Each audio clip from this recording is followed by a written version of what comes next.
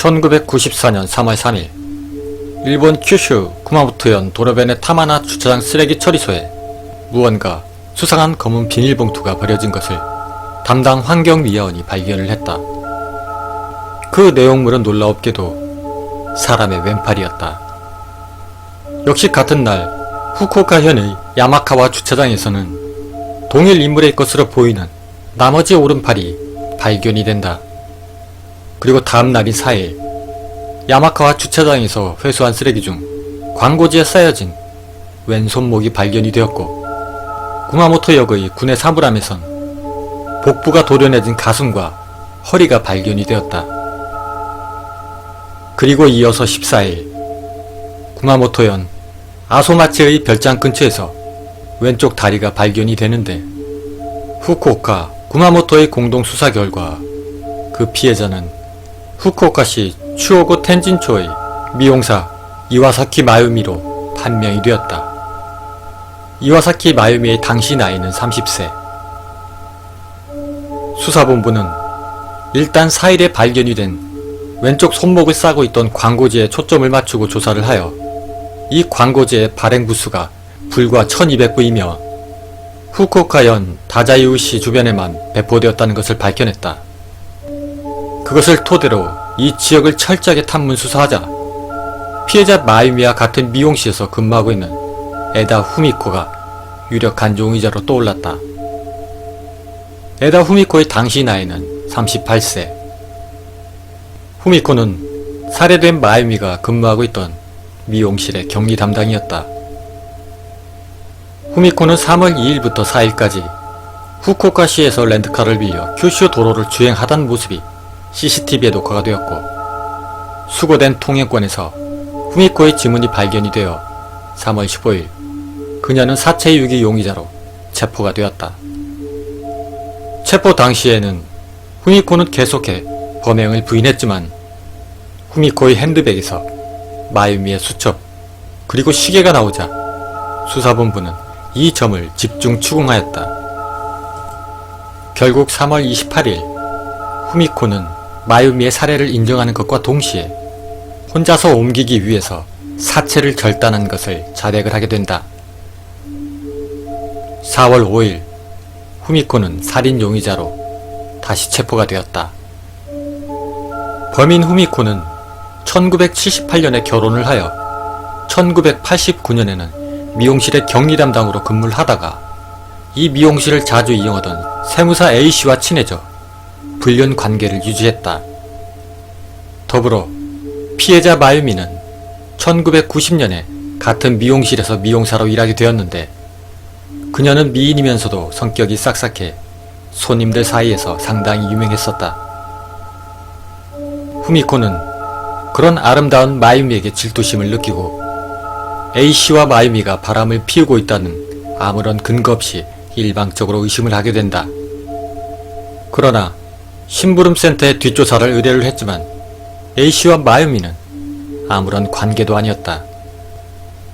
하지만 후미코의 의욕과 질투심은 점점 더 자라나서 마침내는 마유미를 죽이려는 생각까지 발전하게 된 것이었다.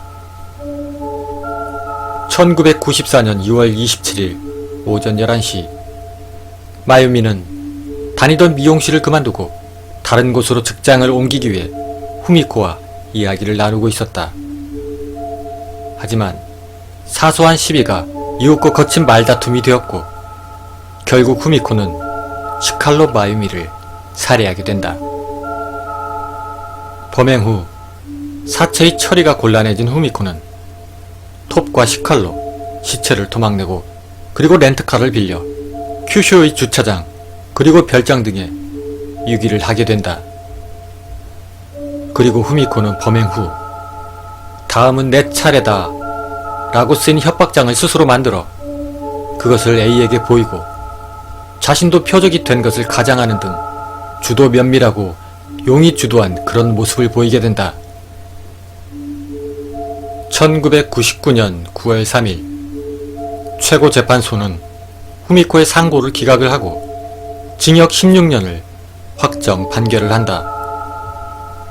그러나 이 사건에는 세간에 크게 알려지지 않은 사실이 하나 있는데 그것은 바로 공범의 존재이다.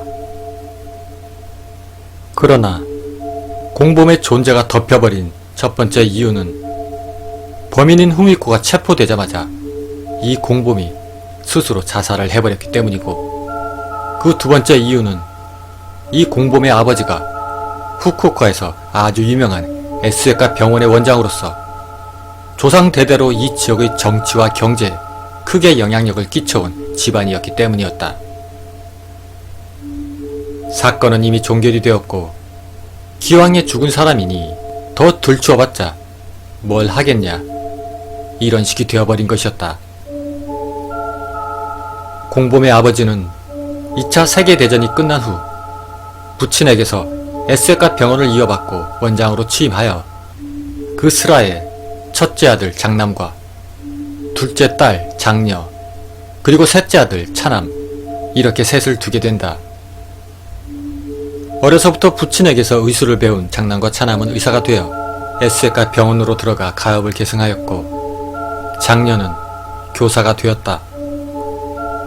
하지만 차남은 무절제하고 방탕한 생활, 그리고 심리적인 불안 때문에 병원을 그만두게 되고 근처에서 화원을 열게 된다. 흔히들 화원이라고 하면 꽃, 그리고 꽃이라고 하면 장미, 또한 장미라고 하면 남성 동성애자를 떠올리는데, 이 차남이 바로 그런 사항이었던 것이다. 차남은 평소 자주 다니던 미용실의 남자 점장과 사이가 점점 가까워지다가 마침내는 연인 관계로 발전을 한다. 범인인 에다 후미코는 같은 미용실에서 일하던 미용사였던 피해자 이와사키 마유미와 연인 관계였는데, 그런 후미코와 차남은 같은 성적 소수자라는 점 때문에 쉽게 친해지는 계기가 되었고, 또한 서로 간의 속마음을 털어놓는 친구로 지내게 된다. 그러던 어느 날 후미코는 동성 연인이었던 피해자 마유미가 임신한 것을 알게 되어 크게 화를 낸다.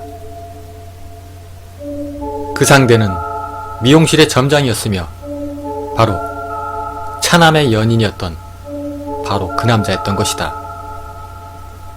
결국 후미코는 마유미와 언정을 벌이다 식칼로 마유미를 살해하게 된 것이다.